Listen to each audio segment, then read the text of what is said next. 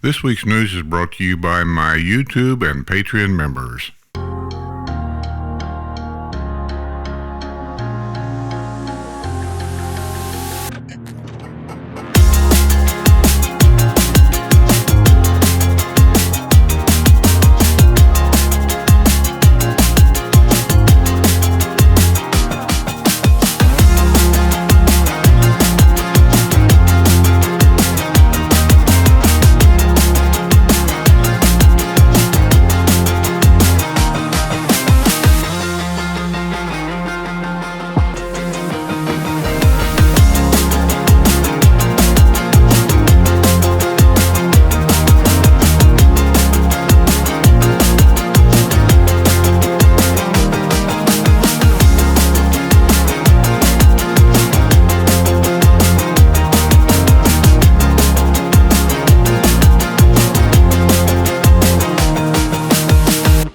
Hey everybody, let's have some more news. I'm cutting news a different way this time. You're going to probably hear a difference in the audio. I'm away from the main desk and the main microphones, which I've got several, and all this and that. I'm always looking for a way to try to make this a little easier. Instead of taking 2 and 3 days to do the news and get it edited, I'd like to get that cut down to where I can do it, say, in just one good day and be done with it. So I'm trying something different. I don't know how it's going to turn out. Let me know what you think. The golf cart that was engulfed in flames Monday morning at the town square in the Villages at Lake Sumter Landing was a gas golf cart Yamaha. That's the update on that. Officials deny request from Walmart to cut down historical trees. Good for them. We'll see how many accidents happen.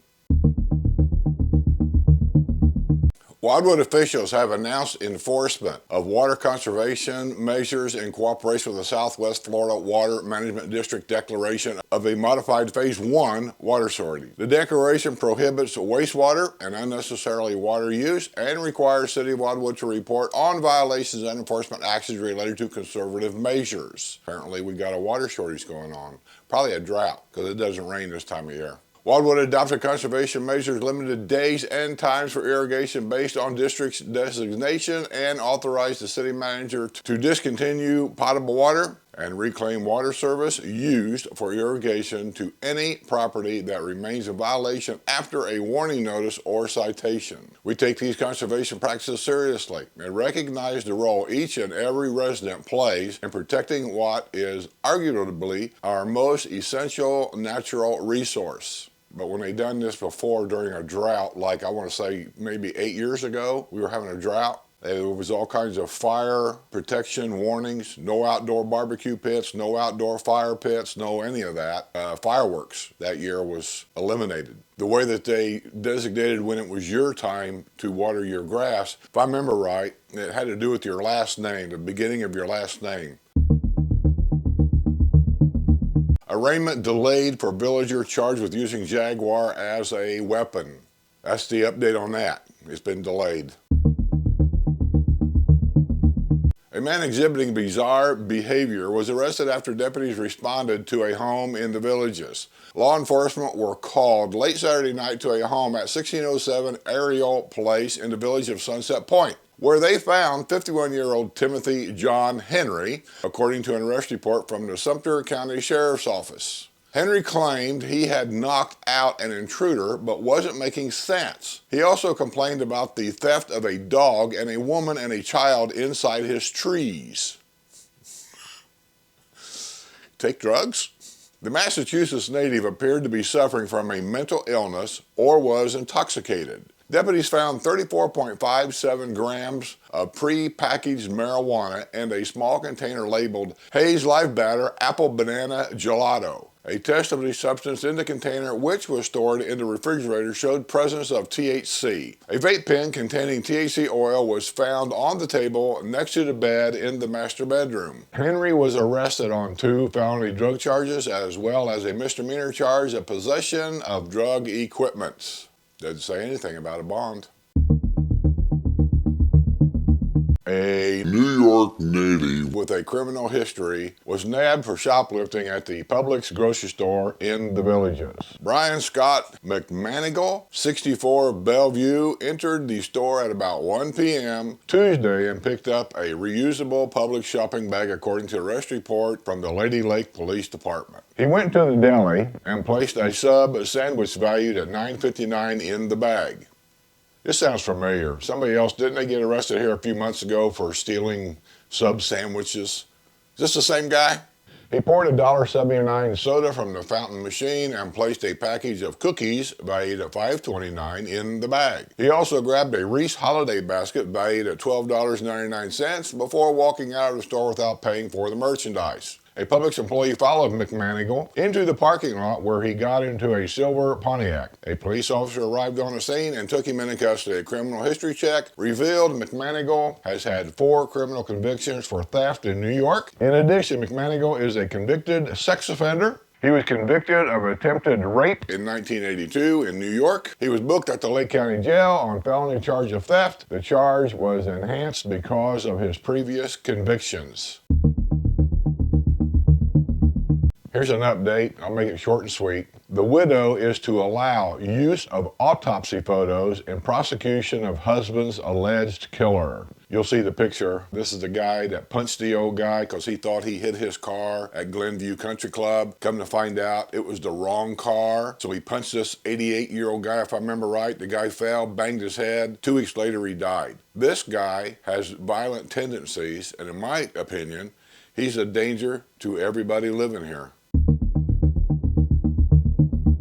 A CVS pharmacy in the Villages will be fined $4,000 after an inspector found it had a trashy appearance. The Lady Lake Code Enforcement Officer had been in the vicinity of the CVS on Avienda Central on October 31st when she noticed standing stagnant water in the parking lot. The code enforcement walked over to the dumpster and detected a bad odor. There was shelving being stored in the dumpster area, trash outside of the dumpster, and landscaping in poor condition. The town of Lady Lake has had previous problems with this particular CVS, which led to it being classified a repeat offender. During the hearing Thursday morning at Lady Lake Town Hall, a regional manager for CVS testified before Special Magistrate Joshua Bills and said the problems have been addressed. The CVS regional manager blamed transients for getting into the dumpster and spreading trash. I don't doubt that a bit. Fines were accruing at $500 per day during the time in which CVS was not in compliance from October 31 through November the 8th. CVS is being fined at $4,000 and payment is due January the 8th. You know what this is about.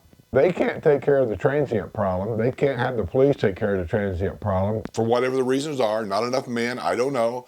So what they're doing is they're going to hold CVS responsible at a $4,000 charge, forcing them, if they don't want to pay this again, you need to take care of the transient problem here on your property. I believe half of that is okay. I just don't believe you can hold business owners responsible for a lot of things that the police department should be taking care of. Here's another update for you about that senior living place. I believe I did a report on it earlier this year where they had an exit blocked off or boarded up, and an anonymous complaint came about it. Here's an update on that. A local assisted living facility is facing a $7,500 fine after a permitting problem. Lady Lake Senior Living was back before a special magistrate Thursday morning at Lady Lake Town Hall. An anonymous complaint earlier this year led to an inspector's visit to the facility at 930 County Road 466, where an emergency exit was found boarded over from the outside. In a hearing in October, an inspector who uncovered the problem testified it was particularly worrisome because the blocked emergency exit created a dead end in the memory care unit. Expansion work at the facility had been launched without a proper permit. Now think about this. Memory care, people with dementia, they don't know where they're at half the time. I'm not making fun, it's just a fact. They don't know where they're at half the time or what they're doing. And the ones that do know where they're at or what they're doing, they generally have a regular routine about doing things. My dad had it. You have to do everything the same way, and then they forget stuff. Here's an exit to get out of this place if it gets on fire, and it's boarded up from the outside. And they did not have a permit to do the work that they were doing. Lady Lake Senior Living had been ordered to hire a contractor to complete the work that had been started without a permit. Possibly they didn't even hire a contractor then, did they? Maybe they were doing it themselves. Or maybe they hired illegals to do the work. That happens here a lot. The former administrator at Lady Lake Senior Living is gone, and another administrator for the facility was named this week. She said the contractor has been hired, but the work cannot begin until after the holidays. She asked that the daily fines be stopped for now. Special Magistrate Joshua Bills noted the fines have reached $7,500 and continue to accrue. I don't want to take pressure off of this issue, Bill said, and I don't blame him on that. I really don't. It's about the safety of the patients here, not about saving you any extra money. This started before she took over. I'm not blaming the new administrator. She's new. She kind of walked into a bad problem here. The fines will continue, and the $7,500 in fines already assessed must be paid by February the 8th. Care at Lady Lake Senior Living reportedly begins at $2,795 per month. That's where it starts. It goes up from there. We're checking into assisted living and things for a family member of mine. And it's amazing to me is how much it costs. Let me read this for you. Oxford Oaks, by the way, is a Villages community that is not part of the Villages. In other words, they build it, they maintain it, they run it, but it's not golf cart accessible to anywhere here. It's a family park where you can have kids and everything else. They built it years and years and years ago. It's very nice, but you're not going to move into Oxford Oaks thinking you're going to save any money by not paying amenity fees. Remember, I said it was built by the Villages. They have their own clubhouses, their own swimming pools, their own stuff. There is amenity fees. What they are, I don't know. You have to call there to find out. But here's the latest of dumbness here. An Oxford Oaks woman has been jailed without bond after taking, are you ready? Fentanyl to her probation appointment.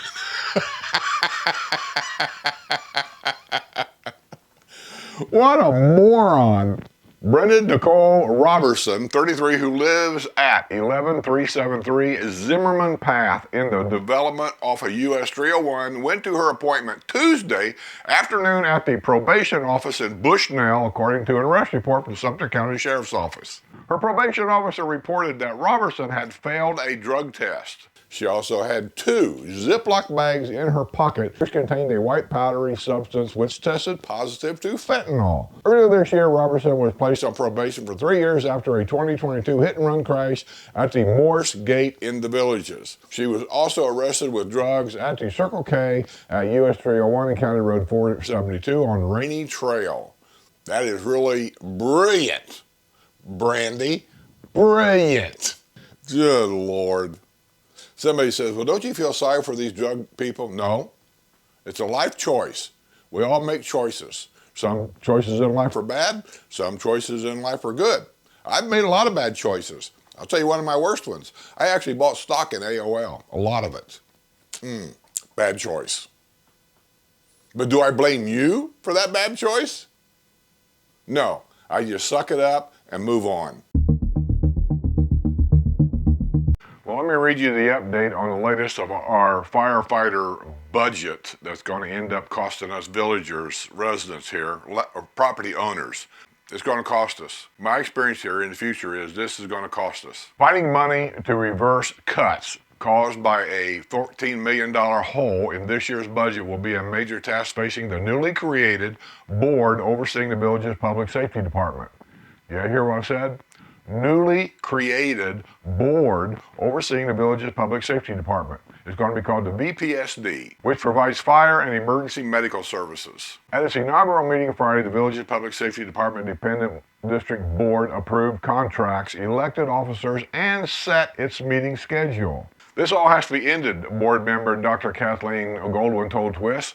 We can't continue to operate in an environment where you're not getting funding that you need. This all sounds as kind of scripted, doesn't it? The budget hole occurred last August when Sumter County Commissioners rejected a substantial increase in fire assessments. After rejecting those fee hikes, Commissioners were limited to a $1 annual fire assessment increase to $125 per parcel.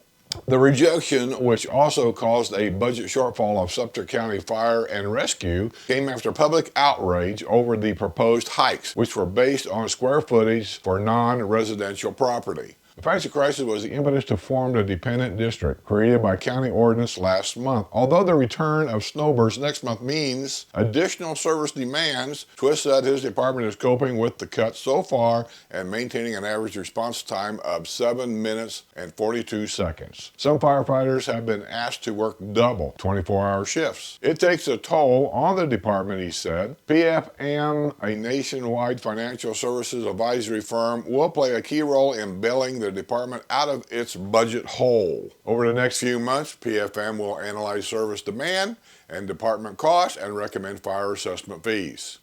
How much is this thing going to cost us? The district also can impose a property tax rate up to 75 cents per $1,000 assessed valuation. Other money comes from Lake County, and Marion County serves its portion of the villages.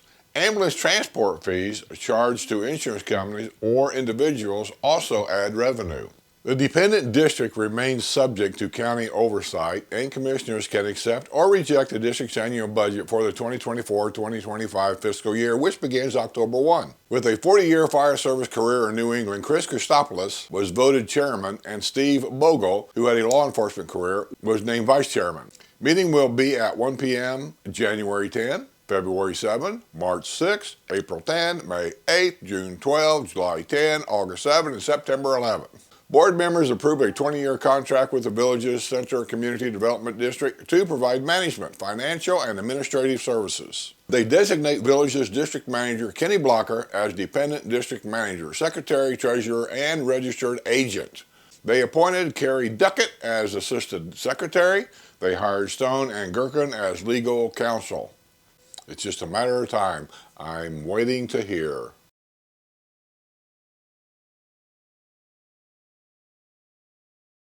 By the way, let me make an announcement right now. When I told you guys about the car break-in over at DeLuna, and there was at least 2 cars stolen from DeLuna, and I know you guys sent me emails saying you can't find anything about it. Neither can I. But I'm here to tell you that I'm almost 100% sure this happened. I have rock-solid people that tells me these things, and it's substantiated on my end, not the police end, my end by other people. I have received emails from people that live over there and told me things. One of them happens to have a police officer, I can't say from where, but anyway, he was talking to him, and he told him that it wasn't 2 cars stolen, it was 3. Now, under the Free Information Act, I have sent Wildwood Police Department emails asking for copies of the police reports. There has to be police reports. I mean, it's required, right? For insurance, for the stolen cars, for insurance purposes, if nothing else. I got a feeling that there's some huge cover-up going on here. Somebody doesn't want that report to get out, and I don't know who it would be. I mean, you have to ask yourself, who would benefit by not reporting to the public about 11 cars being broken into in one neighborhood and 3 of them were stolen? I can't imagine. But I haven't given up. I'm still looking. I'm still trying to find. You know, I've reported that Racetrack Road over there had all kinds of problems with the growth of the villages. When I first moved here full-time, really the only squares around was Spanish Springs and Lake Sumter. And we used Racetrack Road all the time as a shortcut, especially during snowbird season, to stay away from the traffic on the main roads, which would be Buena Vista Boulevard and Morse Boulevard. So we'd take Racetrack Road. They've announced they're going to build like 2 or 3 different apartment complexes over there. And then, of course, with the development of Brownwood and development of Finney, and now way on down yonder, it's just getting busier and busier to the point where Racetrack Road, especially during snowbird season, because a lot of these people know that shortcut, it's just a little 2-lane country road, and it's just getting really bad. Another real problem with Racetrack Road. I try to say that 10 times. A multi-vehicle crash snarled traffic Friday night at County Road 466A and Micro Racetrack Road. The crash occurred at about 6:15 p.m. at the busy intersection across from the Villages of Fruitland Park. Lake County Fire Rescue, Lake County EMS, and the Fruitland Park Police Department all responded to the scene. The accident caused major backups on Micro Racetrack Road. Last month, Lake County officials approved a $500,320 project aimed at improving safety on Micro Racetrack Road. And that's really all it talks about. But Micro Racetrack Road is going to be a problem if they don't do something about it, because there's some acreage on that road up there that's prime to build something on it. And then down that road, like I say, there's an old country club golf course, 18-hole golf course that's abandoned. It's empty. There's nothing there. That's prime. And they're going to be building things there eventually. And it's just going to add to the problem to that road.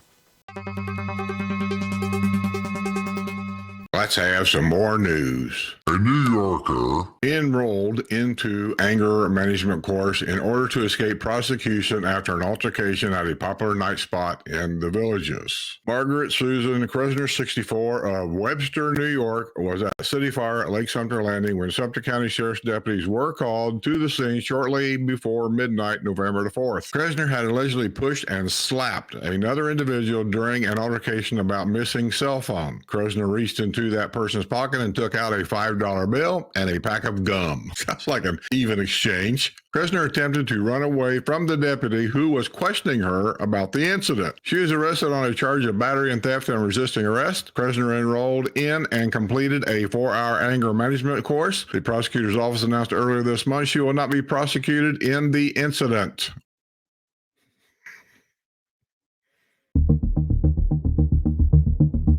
A Pennsylvania sex offender has checked into the waterfront inn at Lake Sumter Landing in the Villages. I've seen a picture of this guy before. Robert Mitchell, 80, checked in this past week at the hotel according to the sex offender registration information from Florida Department of Law Enforcement. He has registered it as a temporary address. He previously stayed at the waterfront inn earlier this year and in 2019. Mitchell has lived since 2016 in Mulberry, Florida in Polk County. Ooh, Polk County. Grady Judd, yeah, the sheriff there. He won't mess with you. His famous line, "We're going to shoot you, and we're going to shoot you graveyard dead." He was convicted in 2008 of involuntary deviant sexual intercourse in Montgomery, Pennsylvania. Mitchell drives a 2019 black four-door Chevrolet with the license plate number Y47QDI. An ex-convict who stole a villager's wallet in 2017 is back in jail after his latest arrest. James Wade Kaysen, 48, of Oxford, was arrested about 4 p.m. Thursday after he was pulled over by the Fruitland Park Police Department. The officer making the traffic stop discovered that Kaysen was driving on a suspended license and has been classified as a habitual traffic offender. He was taken into custody on a felony charge of driving while license suspended and booked at the Lake County Jail. He was released after posting a $10,000 bond. Kaysen was set free from a Florida prison on February 6, 2022 after stealing a villager's wallet on St. Patrick's Day in 2017 from the men's changing room at the Lake Meona Sports Pool. I remember that. In addition to the theft of the villager's wallet, evidence uncovered by the Sumter County Sheriff's Financial Crimes Unit revealed Kaysen has stolen an Oxford couple's personal information, which he used to fraudulently apply for credit cards in the victim's name. In 2019, Kaysen was sentenced to 5 years with the Florida Department of Corrections. He has previously served time on charges of grand theft, burglary, and drug possession. In 2014, he was arrested with a stolen gun. A 23-acre marijuana cultivation facility is to be built near the Villages. Planet 13, which operates marijuana superstores and cultivation facilities in California, Las Vegas, and Illinois, is behind the facility to be located in Summerfield. The exact site has not yet been disclosed. Conceptual plans call for the construction of a one-story building above ground industrial developments. The construction timeline has not been determined, but work is not expected to begin before the later half of 2020. 2024. The project is estimated to cost $5 million. The facility in Summerfield will be the primary location for Planet 13's grow and production operations in Florida, according to the information on the company's website. Planet 13 has set an ambitious target for opening 15 retail locations within the next 2 years in the Sunshine State. Do you find it ironic that we can't have pain pills for elderly people's pains that they have, but we can buy marijuana? In 2021, Planet 13 paid $55 million to acquire a license from Harvest Health and Recreation Incorporated, allowing it to enter the Florida market. Licensed medical marijuana treatment centers are vertically integrated and the only businesses in Florida authorized to dispense medical marijuana cannabis to qualified patients and caregivers. Planet 13 recently opened a superstore in Waukegan, Illinois, located outside of Chicago. That store offers pre-rolled products, vaporizers, concentrates, chocolate bars, and gummies. Last year, the Orange County Register in California described the Planet 13 Superstore in Santa Ana as a combination of your favorite toy store and art museum in one. With an inviting, bright, and colorful atmosphere, customers will be mesmerized by the sights as well as the smells. I'll bet. This is an update on a story we did a couple months ago. A retired Illinois police chief has been sentenced in the theft of Disney-themed items at Walmart at Buffalo Ridge Plaza in the Villages. Christopher Ratz, 59, who served as police chief in Alsop, Illinois, pleaded no contest last week to a misdemeanor charge of theft in Sumter County Court. He has been placed on probation for 6 months and ordered to perform 40 hours of community service. He was arrested on October 5 at Walmart at Buffalo Ridge Plaza in the Villages. Raz attempted to steal numerous crystal puzzles with Mickey Mouse, Buzz Lightyear, Donald Duck, and Dumbo themes. The value of the merchandise was $179, according to the arrest report from the Sumter County Sheriff's Office. A form filled out by Raz at the time of his arrest indicated that he is collecting $70,000 annually in pension benefits. Holy crap, I was in the wrong business. Good Lord. He also listed a local address in the Villages at 1752 Morelos Road in that form. Raz spent 32 years with the police force in Alsop, which is located near Chicago. He was hired in 1985 as a dispatcher and worked his way through the ranks. He was appointed police chief in 2009 and served in that role until his retirement in 2017. Well, I thank him for his service. Sorry about his little sickness he's got going there, because he more than can afford to pay for that. So that's got to be like a kleptomaniac problem or whatever. But my Lord, police officers are retiring at $70 grand a year. Is that not including Social Security and all that? Because he's, what was he, 59? No wonder our taxes are so high. This is a little humorous, I think. A golf cart was knocked into a peculiar position after a mishap at a town square in the Villages. The copper-colored Yamaha golf cart had been parked at about 9 a.m. Monday in front of Panera Bread at Lake Sumter Landing Market Square when a man driving a white Buick westbound on Lake Sumter Landing clipped the rear of the golf cart and forced it to pivot, according to the Sumter County Sheriff's Office. The golf cart's front right wheel landed on a golf cart parked next to it. No one was in either of the golf carts at the time of the accident. There was no injuries. The driver of the Buick was issued a citation for careless driving. A point of note. This has happened more than once here. Not that position, but these cars getting hit, especially at Lake Sumter. They just don't report all of them. If you look on the back of the golf cart, you see that back there where 2 extra people can sit there facing backwards, and then they got that extra ramp. It looks like for the seat, but it's also so you can put golf clubs back there. Every cart I've ever seen hit up there is because of that ramp. If you pull in, that ramp actually sits out in the road, and I've always said way too far. The commonsensical thing to do, and there's arguments about this also, you should back into the parking space. That way that ramp on the back of the golf cart overhangs the sidewalk. I know what you're going to say, but it's safer to do that than it is to have that sitting out in the road. Well, here's a problem with a Village of Newell resident, and Newell is almost a brand new neighborhood. A Village of Newell resident has been arrested on multiple charges of possession of child pornography. Jared Thomas Rourke, 25. First of all, why is a 25-year-old living with a bunch of retired people? Who lives at 1874 Kill Court, was booked shortly before midnight Sunday at the Sumter County Detention Center. The New Jersey native was being held on a $450,000 bond. Sending back to New Jersey. Judge Mary Hatcher set a stipulation that if Rourke is released on bond, he should not be allowed to have any contact with minors and would have to wear a GPS monitor. I'm sure he'll follow the law. He has up to this point. The Village of Newell is located in the newer area of the Villages. It is near the Franklin Recreation Center. I've said it before and I'll say it again. A picture of every one of these child molesters, sexual offenders, all of them should go to the family pool. If there's children involved, there should be a picture there saying, if you see any of these people at this family pool, that's where you take your grandkids or go to the swimming pool and call the sheriff's department immediately. An unlicensed driver from Mexico was arrested after endangering pedestrians walking on a known cut-through route at Oxford Oaks. Alberto Garcia Zaragoza, 35 of Leesburg, was driving a silver pickup at 10:21 a.m. Sunday, traveling 37 miles an hour in a 25-mile-per-hour zone on Oxford Oaks lanes at Hessway in the family development. An officer was performing a directed patrol in the area due to reports of motorists using Oxford Lane as a bypass to US 301. The report noted that when Zaragoza's truck came speeding through the area, pedestrians were walking with children and a dog. During a traffic stop, Zaragoza presented an officer with a Mexican identification card. The officer confirmed that Zaragoza has never been issued a driver's license in the United States. He was arrested on charges of driving without a license and issued a verbal warning for speeding. He was booked at the Sumter County Detention Center and released after posting a $500 bond. See, they arrest him and then just turn him loose. I don't get it. Well, real quick, let's do a couple letters to the editor.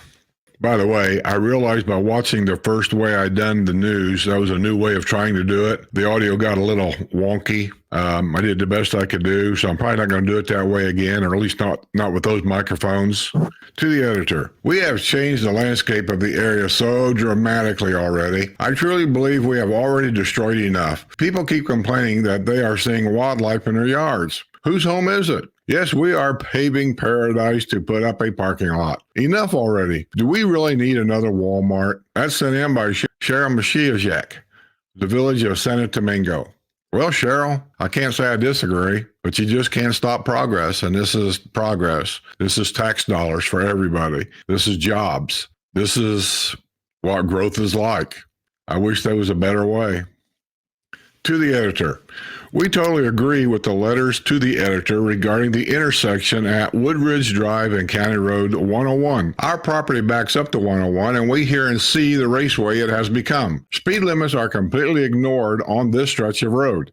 The intersection in question needs a traffic light and also speed bumps installed on 101 in back of the Villages before we have another fatality. We are so happy that this is under consideration. A four-way stop will be an improvement, but it will not solve the speed problem. We call it our Indy 500. That's sent in by Betty and Bill Hewitt from the Village of Summerhill. Well, I hope whatever they come with, Bill and Betty, will help alleviate the problem. But you're old enough to know, and I'm old enough to know, you're never going to cure a speeding problem. It just isn't going to happen. I don't know. You're never going to stop speeders. Well, with that being said, I think that's going to be the news. I hope everybody has had a good Christmas. I guess I'll see you guys next week. But if you haven't subscribed, please subscribe.